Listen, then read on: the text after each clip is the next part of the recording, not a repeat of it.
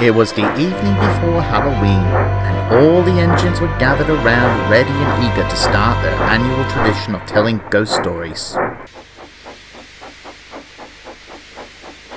The firelighter came to set the mood, and soon the yard was showered in a warm orange glow, creating an atmosphere ripe for spooky tales.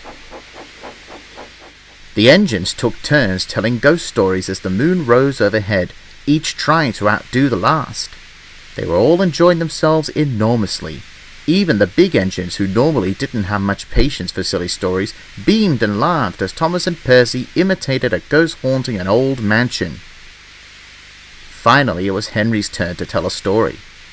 He hesitated for a moment and curiously looked over to Gordon and Edward, who appeared cautious at first, but then beckoned Henry on. "Tell it," whispered Gordon.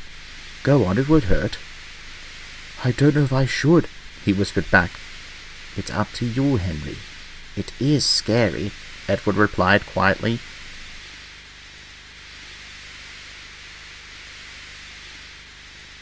"Are you going to tell the story or not?" James said.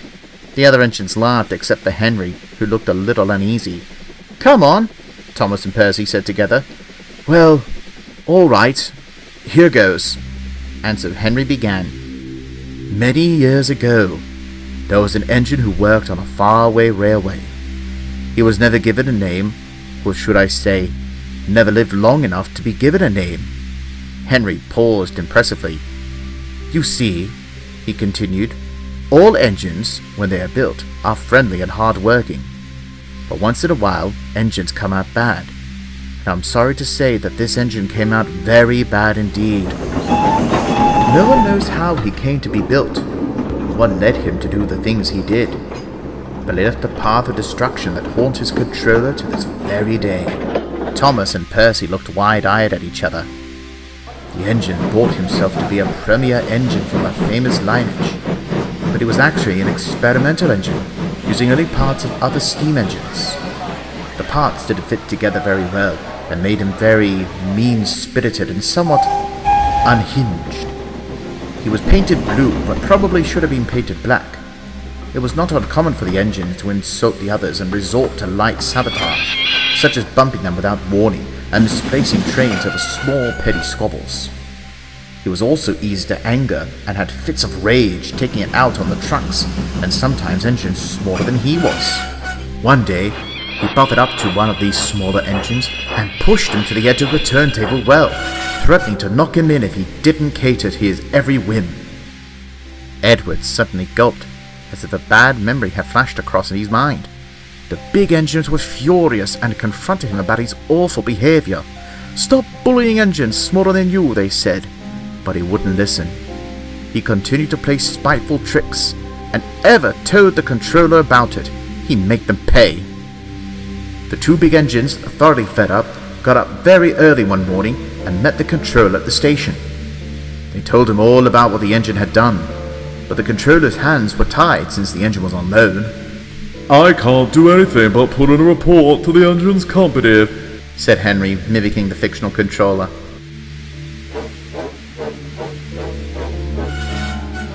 "What happened then?" asked Toby.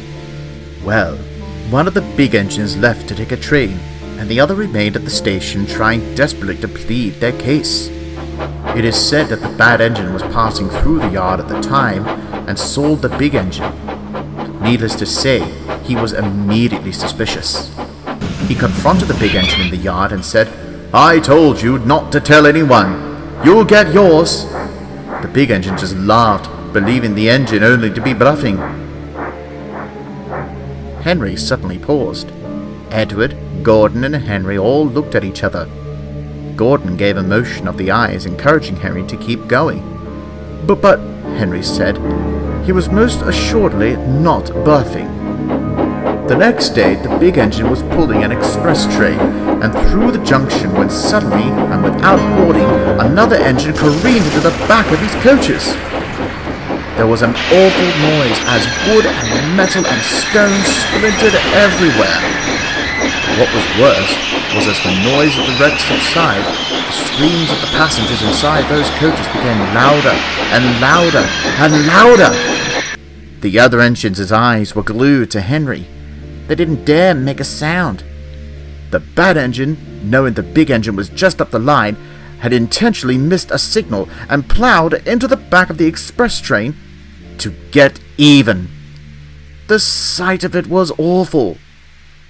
The 3 rear coaches were smashed to smithereens, and everyone inside those coaches... Henry gulped. Everyone inside those 3 coaches perished. The other engines gasped. The big engine screamed, "You've killed my passengers! You've killed my passengers!" But the bad engine didn't care, he just laughed. The controller came and seeing the mess sent the engine for scrap. If the controller had only listened to the big engines, the lives of those in the coaches might have been saved. So that is the moral of this story. Stand up to evil and fight on to the very end, or the evil might just turn you into ghosts. Henry gave a loud whistle, making everyone jump. "Wow, Henry," James laughed. "That was a twisted story. I might have to keep the lights on tonight," said Percy, and everyone laughed. Soon the engines began to leave the yard to get a good night's rest. Gordon, Henry, and Edward, however, stayed behind. As soon as the others were out of earshot, Henry sighed, looking very ill. Gordon smiled sympathetically. "A fine performance, Henry. Though I know that's not an easy story for you to tell." "Do you think they knew who we were talking about?" said Edward. "The only one who might have known was Thomas, but he was too young at that time to remember," added Gordon. "You think 98462 was actually scrapped?" asked Henry. But Gordon and Edward didn't answer right away. The 3 looked up at the moon, feeling uncertain but hopeful that the bad engine wouldn't come back to haunt them again.